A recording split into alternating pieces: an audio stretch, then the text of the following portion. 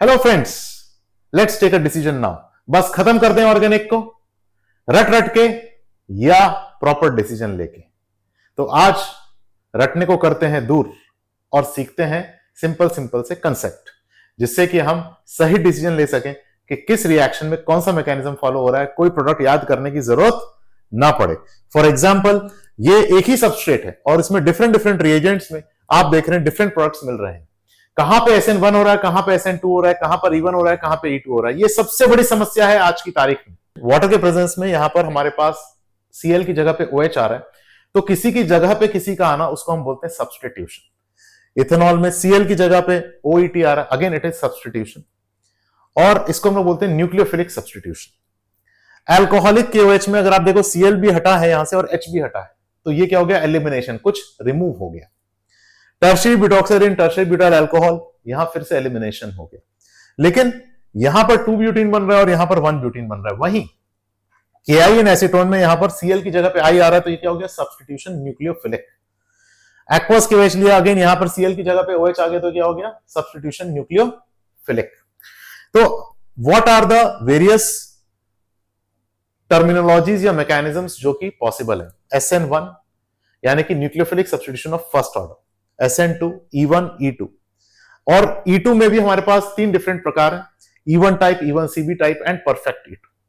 तो how to take a call, how to make a decision कि कब कौन सा मैकेनिज्म ऑपरेट करेगा, यही सबसे बड़ी टेंशन होती है बच्चे को लगता है चलो रट ही लेते हैं कि इसमें ये प्रोडक्ट बनेगा, इसमें ये प्रोडक्ट बनेगा। ऐसा करने की जरूरत नहीं है। Simple techniques, simple concepts, let's try to understand them one by one. सबसे पहले क्या देखना है आपको कि डिग्री ऑफ कार्बन क्या है, 1 डिग्री, 2 डिग्री या 3 डिग्री।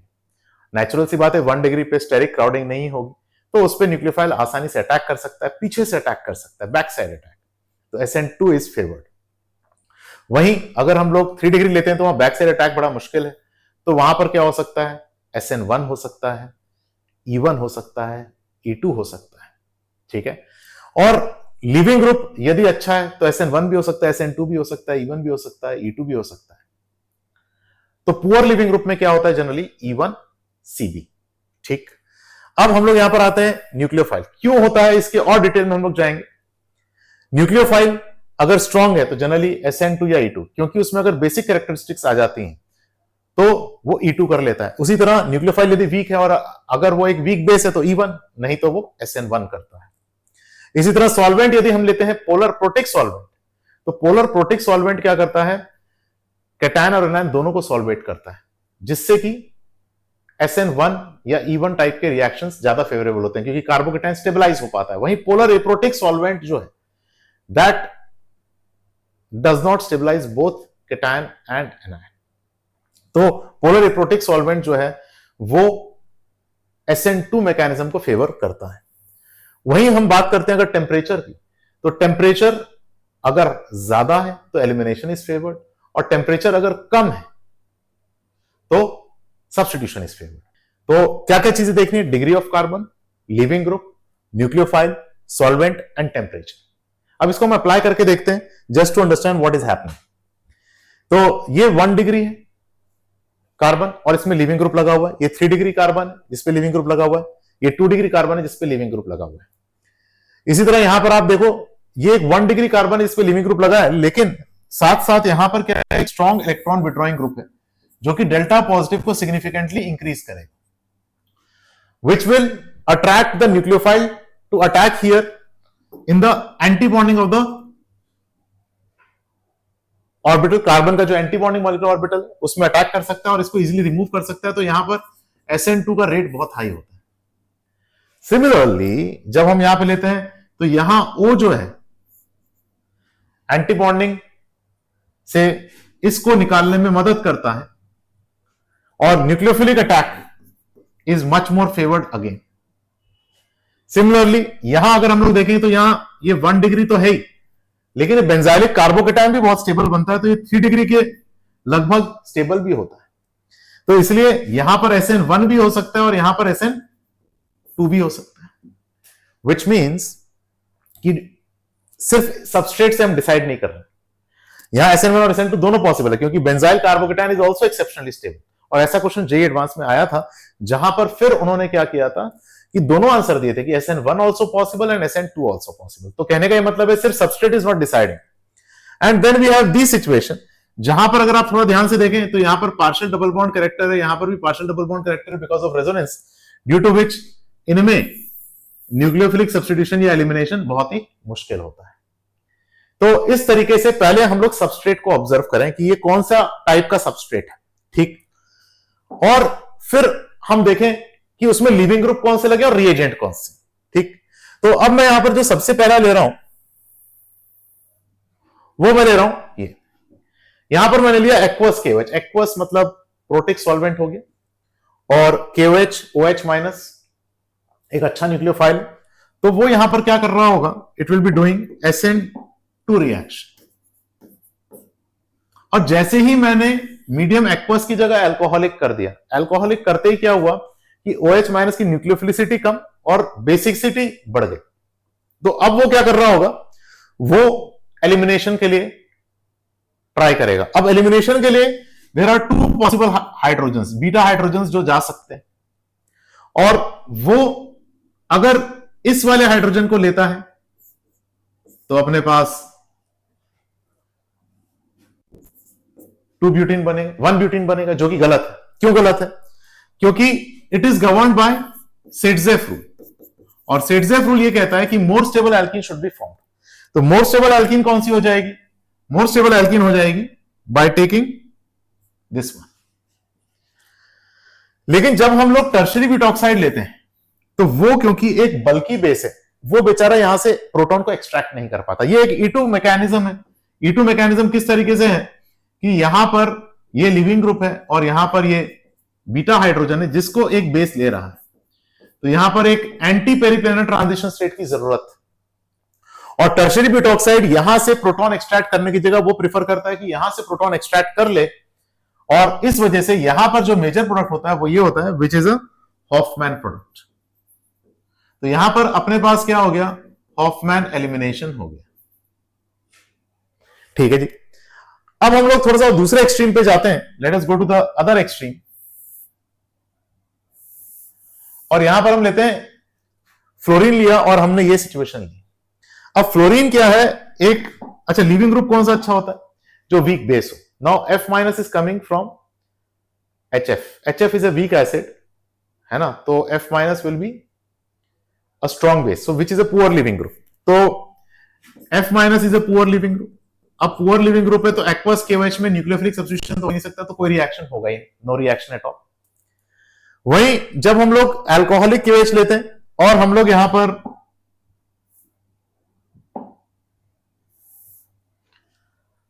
टर्शियरी ब्यूटॉक्साइड लेते हैं तो क्या होता है, तो अल्कोहलिक KOH लेने पे भी यही आता है और ये यहां पर भी यही आता है।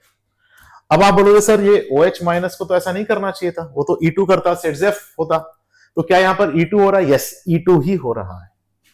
In both cases E2 is occurring, but it is of E1CB type. और ऐसा क्यों हो रहा है? क्योंकि यहां पर डेल नेगेटिव आ रहा है और यहां पर डेल नेगेटिव आ रहा है। क्यों? क्योंकि F माइनस तो लीव ही नहीं कर पा रहा है, और F माइनस लीव नहीं कर पा रहा है तो वो नेगेटिव चार्ज माइग्रेट करके वो किस पे आ रहा है, इन कार्बन पे आ रहा है। तो अब आप मुझे बताइए कार्बन आयन कौन से ज्यादा स्टेबल होगा, 1 डिग्री या 2 डिग्री? Obviously 1 degree. तो यहां का जो हाइड्रोजन है वो ज्यादा आसानी से लीव कर सकता है, और ये चीज चाहे आप OH माइनस लो चाहे टर्शियरी ब्यूटॉक्साइड लो, the cause now becomes the leaving group. तो leaving group also plays an important role. तो हमें क्या क्या देखना है, देखो सबस्ट्रेट हो गया, सॉल्वेंट हो गया, टेम्परेचर हो गया, लिविंग ग्रुप, ठीक है। और अब हम लोग वो सिचुएशन पे आते हैं जहां पर हमारे पास है ये, तो अल्कोहलिक KOH जब हम लोग ले रहे हैं यहां पर, तो ये एलिमिनेशन करेगा और यहां पर ये क्या बनाएगा, सेटजेफ प्रोडक्ट। ये मेजर है। तो टर्शियरी ब्यूटॉक्साइड क्या बनाना चाहिए, हॉफमैन। आंसर इज नो, यहां पर यही बनेगा। सर ये तो चीटिंग है, बिल्कुल भी नहीं, क्योंकि यहां ब्रोमाइड जो है वो क्या है, it's a better leaving group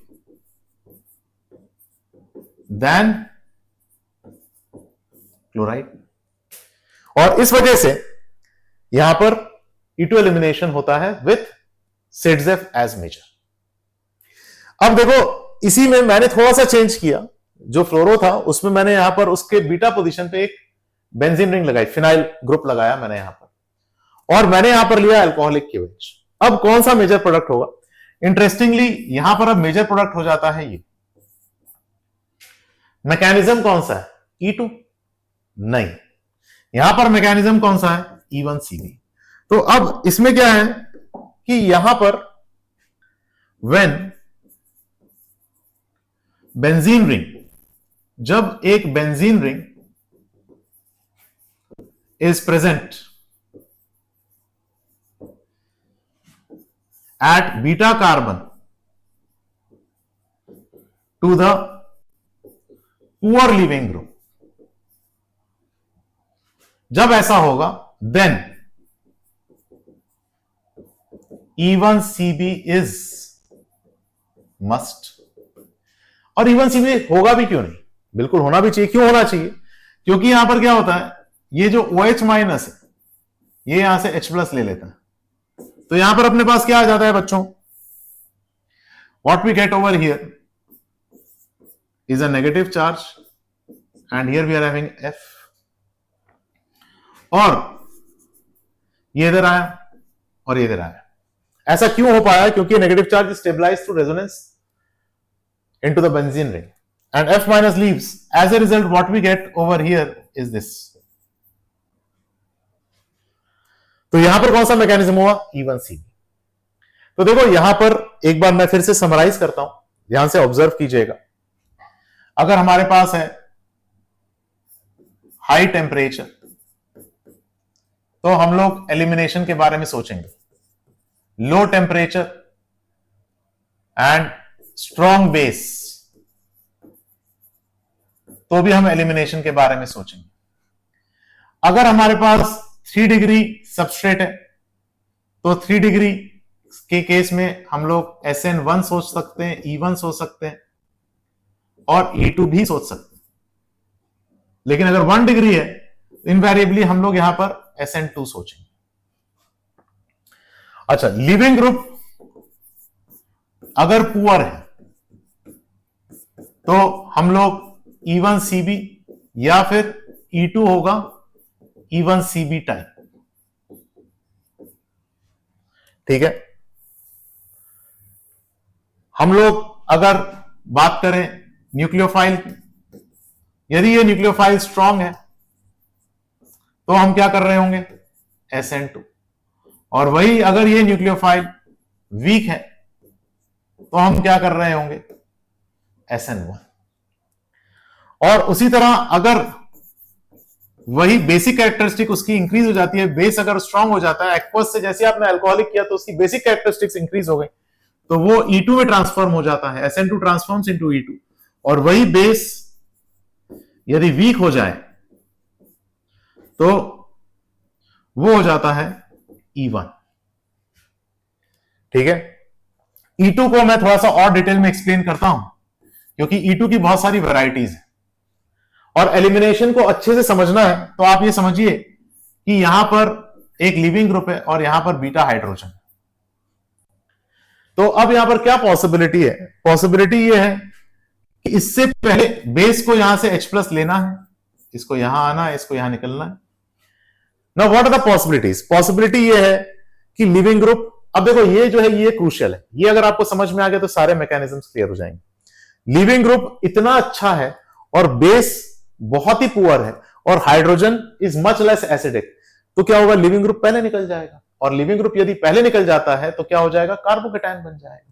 carbocation बन जाएगा तो क्या हो जाएगा? E1 mechanism. Leaving group leaves easily, तो क्या हो जाएगा? E1। लेकिन वो कब लीव करेगा इजीली? जब वो खुद भी एक वीक बेस हो, साथ ही साथ जो बेस अटैक कर रहा है वो भी वीक हो और हाइड्रोजन जो है वो लेस एसिडिक हो। ठीक, अगर हम लोग यहां पर एक और सिचुएशन लेते हैं जहां पर बेस स्ट्रांग है, simultaneously carbon hydrogen bond break होगा, साइमल्टेनियसली ये इधर आया, साइमल्टेनियसली इधर आया, खट खट खट 3 बार अगर खटखट हो गई, ठीक है ना, तो ये कहलाता है E2 मैकेनिज्म। इसको बोलते हैं हम लोग एंटी पेरीप्लेनर ट्रांजिशन स्टेट। वो कब होगा? जब लिविंग ग्रुप अच्छा है लेकिन साथ ही साथ कार्बन हाइड्रोजन बॉन्ड में हाइड्रोजन भी सफिशिएंटली एसिडिक है, बेस भी सफिशिएंटली स्ट्रांग है, तो खट खट खट एक बार में हो जाता है, दैट इज E2 मैकेनिज्म। अच्छा, अगर हम लोग यहां पे लेते हैं, लेट अस से लिविंग ग्रुप यहां पे हाइड्रोजन है और बेस यहां पर स्ट्रांग है। यदि बेस स्ट्रांग है, हाइड्रोजन एसिडिक और लिविंग ग्रुप पुअर है। हाइड्रोजन एसिडिक कब होगी? जब यहां पर कोई स्ट्रांग इलेक्ट्रॉन विड्रॉइंग ग्रुप लगा हो। तो क्या होगा? लिविंग ग्रुप तो लीव कर नहीं पा रहा, बेस स्ट्रांग है, तो वो क्या करेगा? पहले ही H प्लस को ले लेगा और यहां पर क्या आ जाएगा? Negative charge. और यहां पर ये बॉन्ड पहले ब्रेक हो गया, ये बॉन्ड अभी भी इंटैक्ट है, तो यहां पर एक कंजुगेट बेस क्रिएट हुआ और उसके बाद नेक्स्ट स्टेप में ये इधर आया और लिविंग ग्रुप बाहर गया। So this mechanism then is called E1CB mechanism. तो मैंने एलिमिनेशन के डिफरेंट वेरिएशंस आपको बताए, इसके और फाइनल वेरिएशंस हैं जो हम डिटेल में अपने कोर्सेज में पढ़ेंगे। ठीक है, अब हम लोग आते हैं एक बड़ा ही इंटरेस्टिंग जेई एडवांस का एग्जांपल, जहां पर हमारे पास है बेंजाइल क्लोराइड, और इस बेंजाइल क्लोराइड में अगर हम लेते हैं एक्वस KOH, अगर हम लेते हैं अल्कोहलिक KOH और हम लोग लेते हैं एक्वस एसीटोन, तो इन सब में सिर्फ और सिर्फ एक ही प्रोडक्ट बनता है, दैट इज बेंजाइल अल्कोहल। अब आप बोलोगे सर रिएजेंट का क्या? यहां SN2 होना चाहिए, यहां E2 होना चाहिए और यहां पर SN1 होना चाहिए। मैकेनिज्म इंपॉर्टेंट है, बट एक चीज आप देखेंगे यहां पर कि ये तो SN2 देगा और ये SN1 देगा। अब SN2 इसलिए देगा क्योंकि यहां पे स्टेरिक क्राउडिंग कम है, तो बैक साइड अटैक हो सकता है ना, 1 डिग्री पे back side attack is much easier. SN1 aqueous acetone वो भी देगा, क्यों? क्योंकि यहां पे carbocation is very stable through resonance. लेकिन जब हम अल्कोहलिक KOH पे आते हैं, तो क्या होता है कि उसे एलिमिनेशन करना है, लेकिन एलिमिनेशन के लिए यहां पर बीटा कार्बन पे बीटा हाइड्रोजन तो है ही नहीं, तो यहां पर एलिमिनेशन तो पॉसिबल है ही नहीं। तो इसको मजबूरन बेस की जगह न्यूक्लियोफाइल की तरह ही ऐड करना पड़ेगा और ये SN2 ही देगा। तो in all the 3 cases you are getting the same product, although the mechanisms have changed slightly.